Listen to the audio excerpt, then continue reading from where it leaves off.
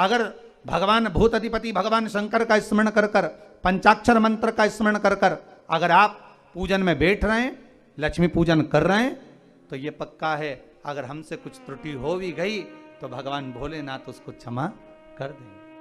और माता से निवेदन करना, हे लक्ष्मी मैया, हे वैभव लक्ष्मी, हे माता अष्टलक्ष्मी, हे माँ संतान लक्ष्मी, धान्य लक्ष्मी, वैभव लक्ष्मी, प्रतिष्ठा लक्ष्मी, यश लक्ष्मी, कीर्ति लक्ष्मी, आरोग्य लक्ष्मी, संतान लक्ष्मी, हे माँ ऐसी कृपा करिए, आप हमारे घर से रुष्ट होकर ना जाइएगा।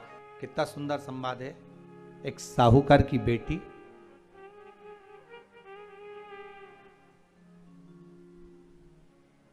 साहूकार की पुत्री बेटी ने वही दीप तैयार करे। दीपावली की अमावस्या नहीं थी, पर दूसरी जो अमावस्या थी उस अमावस्या पे उसने दीप लगाया। जैसे दीप लगाया, 3 देवियों ने आवाज लगाई, अरे सखी सुनो तो। साहूकार की बेटी बोली, किसकी आवाज आ रही है? अरे सखी सुनो तो। सखी ने कहा, क्या बात है?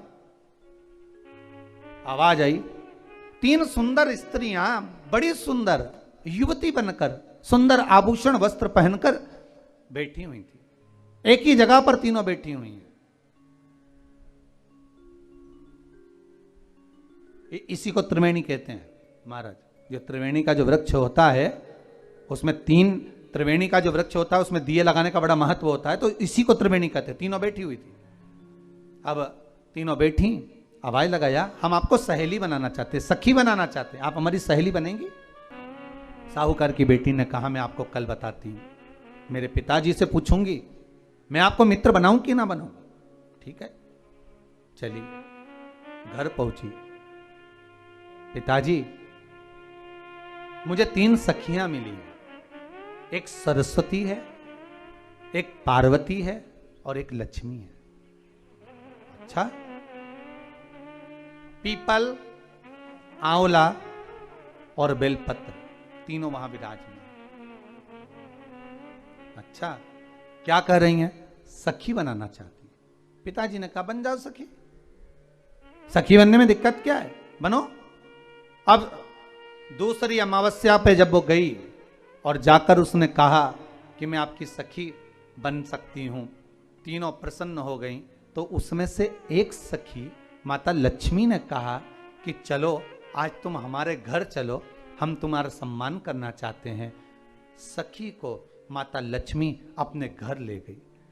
साहूकार की बेटी को जब घर लेकर गई, सुंदर सोने की चौकी, सोने की थाली और सोने के गिलास, पकवान एक से बढ़कर एक माता लक्ष्मी ने जब साहूकार की बेटी के सामने परोसे, इधर माता सरस्वती, इधर माता पार्वती नजदीक में बैठ गई और साहूकार की बेटी पकवान को पाने लगी।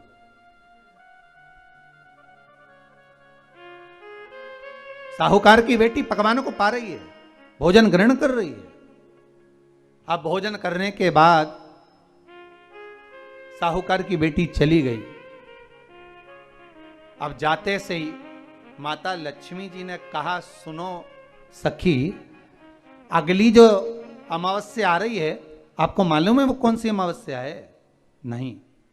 कहा, दीपमालिका, दीपावली की अमावस्या, आपको मालूम है? ओहो, पर एक बात हम आपको कहें। लक्ष्मी जी बोली, एक बात हम आपको कहें। हाँ बोलिए। हम चाहते हैं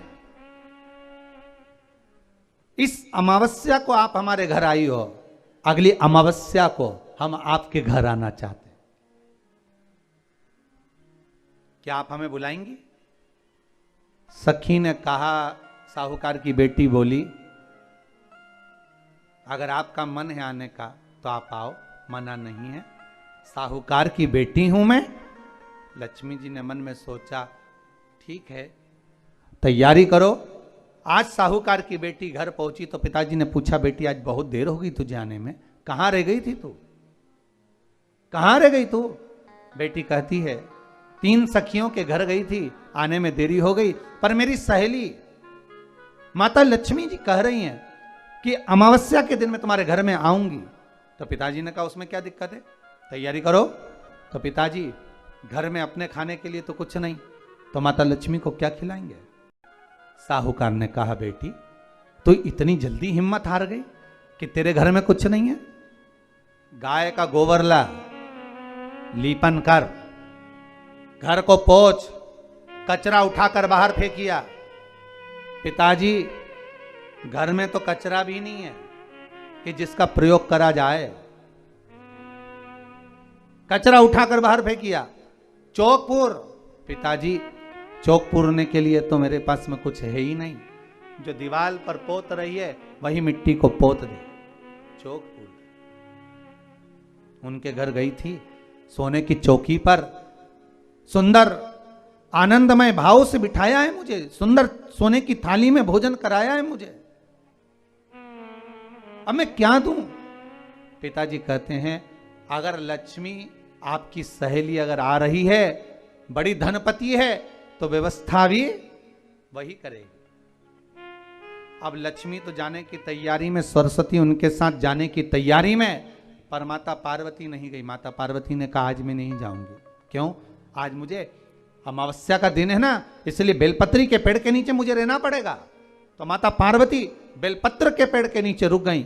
अब ये दोनों जाने के लिए तैयारी करी। लक्ष्मी और सरस्वती जाने लगी, साथ में उन्होंने गणेश जी को ले लिया, रिद्धि सिद्धि को ले लिया और साहूकार के यहाँ जा रही हैं। जैसे ही साहूकार के यहाँ जा रही थी, इतनी देर में माता पार्वती को लगा कि इसके पास में जिमाने के लिए, रखने के लिए कुछ नहीं है। माता पार्वती ने एक चील का रूप लिया और उड़ती हुई एक राजकुमारी के हार को, रतन जड़ित हार को लेकर मां पार्वती गई और साहूकार के घर में उस फेंक दिया।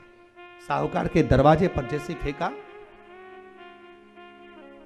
बेटी ने झाड़ू लगाते समय देखा कि कचरा, ये हार कहां से आ गया? पिताजी को दिखाया, अल्लाह मैं जाऊं, और साहूकार लेकर गया हार को।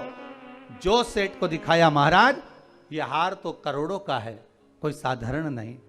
धन मिला तो सबसे पहले जाकर एक सुंदर चौरंग लाया, पाटा लाया, उस पाटे पर सुंदर वस्त्र बिछाया और माता लक्ष्मी के आदर की तैयारी के लिए सुंदर सुंदर घर में पकवान बनने लगे साहब।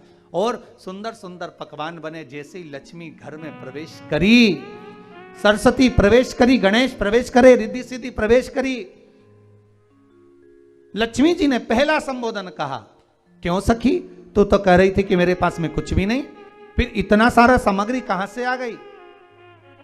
सखी कहती है, मेरे पिताजी कहते थे, जिसके मंदिर में दिया लगाया है, जिस वृक्ष के नीचे दिया लगा कर आई है, जहां जिस देवता को पूछ कर आई है, विपदा की घड़ी में वही देवता आकर खड़े होते हैं।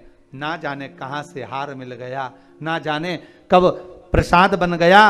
लक्ष्मी जी ने ध्यान लगा कर देखा, आखिर पार्वती क्यों नहीं आई थी। समझ में आ गया कि एक सखी पूरी व्यवस्था करने में लग गई थी। ऐसी है मेरी माँ लक्ष्मी, ऐसी है माँ पार्वती, ऐसी है माँ सरस्वती।